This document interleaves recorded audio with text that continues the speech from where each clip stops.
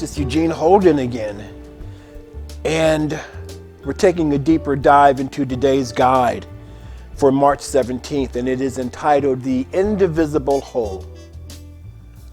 Bazoma St. John wrote, "Bring your whole self to work, because that way you can bring full ideals and the wholeness of your unique abilities."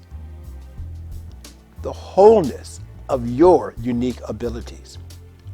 Dr. Ernest Holmes writes in the Science of Mind textbook, "The answer to every question is within man, because man is within spirit, and spirit is an indivisible whole."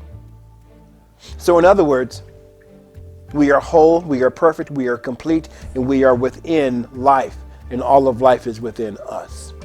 Trust that. Here's the daily guide. You are the light and the love of God. Breathe that in. You are the way the presence of the divine is made manifest. Breathe that in. You are one in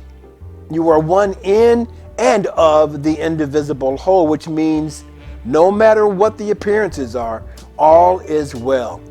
Remember, wholeness also means nothing is missing. Trust that. By all means, trust that you are one in complete wholeness in this thing called life, no matter what the appearances are. See, being one with the infinite is being one with all of life. There's no separation here. Now, I know sometimes we have experiences where we may feel a little separate. I get that. But there are ways for us to heal that limited thinking, that false thought.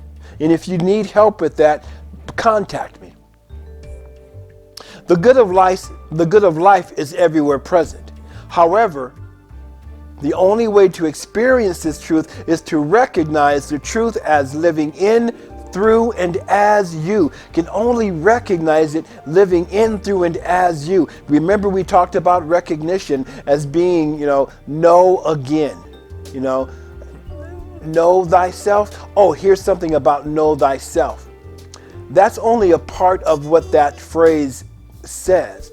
And it's really written, they attribute it to the Greeks, but it's really in one of the temples in Egypt, in Africa, that was written thousands of years ago. And the entire phrase is, know thyself so that you may know God.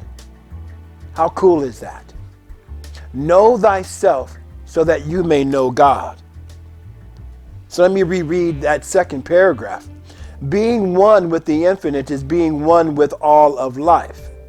The good of life is everywhere present. However, the only way to experience this truth is to recognize the truth as living in, through, and as you. Know thyself so that you may know God.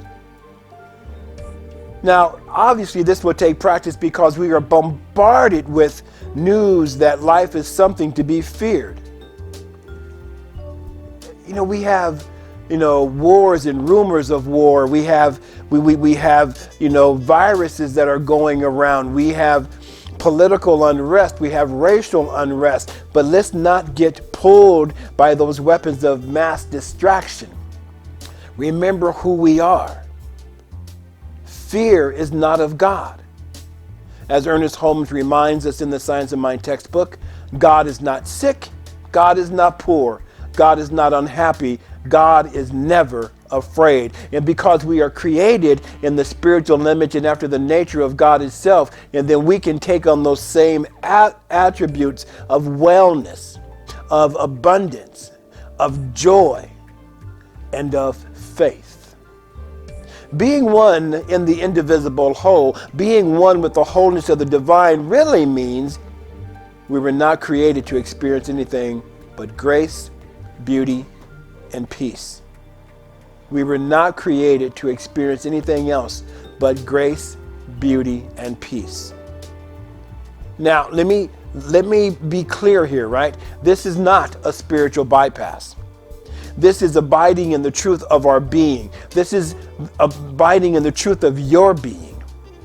Once we practice knowing we are whole and complete, we are lifted up to realize that our thoughts, feelings, and words create the life of wholeness, which, by the way, is your natural state of being.